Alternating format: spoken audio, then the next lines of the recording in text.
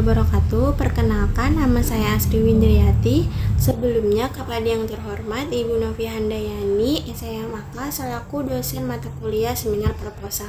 Di sini saya akan mempresentasikan pengaruh pengguna AI dalam pembelajaran terhadap pemahaman akuntansi dengan motivasi belajar sebagai variabel moderasi pada mahasiswa program studi akuntansi Universitas Bina Bangsa. Bab 1 yaitu transformasi kurikulum dan kebutuhan literasi AI. Sejak masa kemerdekaan, sistem pendidikan nasional Indonesia tercatat telah mengalami 10 kali perubahan kurikulum sebagai bentuk adaptasi terhadap perkembangan zaman. Kurikulum Merdeka kembali dikuatkan melalui Kemendikbudristek Nomor 12 Tahun 2024 sebagai arah kebijakan pendidikan nasional yang berlaku saat ini. Fenomena pengguna AI di kalangan mahasiswa. Data ini diperkuat oleh hasil prasurvei pendahuluan yang peneliti lakukan pada mahasiswa akuntansi di wilayah Banten sebelum penelitian utama dilaksanakan. Di sini terdapat 86,21% mahasiswa usia 15-21 tahun pengguna AI generatif setiap bulan untuk belajar. Rumusan masalah penelitian. Yang pertama, apakah pengguna AI dalam pembelajaran berpengaruh terhadap pemahaman akuntansi mahasiswa? Yang kedua, apakah motivasi belajar berpengaruh terhadap pemahaman akuntansi mahasiswa? Dan yang ketiga, apakah motivasi belajar memoderasi pengaruh pengguna AI dalam pembelajaran terhadap pemahaman akuntansi mahasiswa? Berikutnya ada tujuan dan manfaat penelitian. Tujuan penelitiannya yaitu menganalisis pengaruh pengguna AI dalam pembelajaran terhadap pemahaman akuntansi. Yang kedua, menganalisis pengaruh motivasi belajar terhadap pemahaman akuntansi. Yang ketiga, menganalisis peran moderasi motivasi belajar pada pengaruh pengguna AI terhadap pemahaman akuntansi.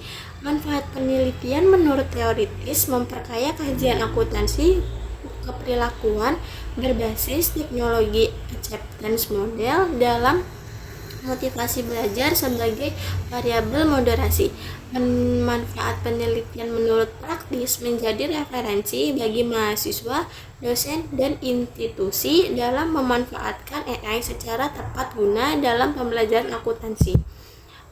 Masuk ke bab 2 yaitu Grand Theory. Saya menggunakan Grand Theory TAM. Penelitian ini berlandaskan pada teknologi acceptance model yang ditemukan oleh Davis tahun 1989 yang menjelaskan bahwa penerimaan seseorang terhadap teknologi ditentukan oleh dua unsur utama, yaitu persepsi kegunaan dan persepsi kemudahan penggunaan.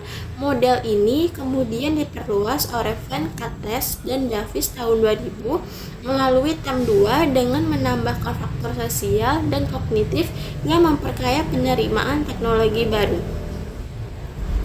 Berikutnya ada variabel X, pengguna AI.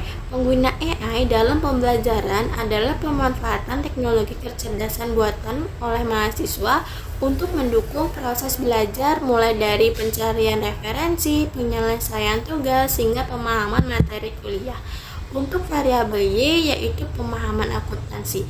Pemahaman akuntansi adalah kemampuan mahasiswa dalam memahami dan menerapkan konsep dasar akuntansi mulai dari pencatatan jurnal, posting ke buku besar, hingga logika debit dan kredit dalam sebuah transaksi keuangan.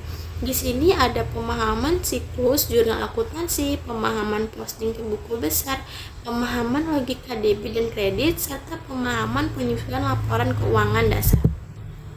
Berikutnya ada variabel Z, motivasi belajar sebagai variabel moderasi. Motivasi belajar adalah dorongan internal dan eksternal yang menggerakkan mahasiswa untuk belajar secara terarah dan berkelanjutan, yaitu mempunyai hasrat dan keinginan berhasil, harapan dan cita-cita masa depan, keinginan belajar yang menarik, dorongan dan kebutuhan belajar, penghargaan dalam belajar, lingkungan belajar yang kondusif. Variabel Z ini bukan untuk memediasi, yaitu memperkuat untuk memperlemah pengaruh pengguna AI terhadap pemahaman akuntansi. Di sini ada kerangka pemikiran penelitian, yaitu pengguna AI sebagai variabel X yaitu H1 dan motivasi belajar sebagai H2. Berikutnya ada hipotesis penelitian. Yang pertama, hipotesis penelitian 1 yaitu pengguna AI dalam pembelajaran terhadap positif terhadap pemahaman akuntansi mahasiswa. Di bab 3, di sini ada desain penelitian dan populasi. Penelitian ini menggunakan pendekatan kuantitatif, deskriptif, verifikatif untuk menguji hubungan antar variabel secara empiris berdasarkan data yang dikumpulkan dari responden. Populasinya adalah seluruh mahasiswa aktif program studi akuntansi Universitas Bina Bangsa Kota Serang. Yang lokasi penelitiannya ada di Universitas Bina Bangsa Kota Serang. Terdapat 484 populasi mahasiswa akuntansi aktif di Universitas Bina Bangsa Kota Serang. Di bab 3 ini ada teknik penentuan sampel.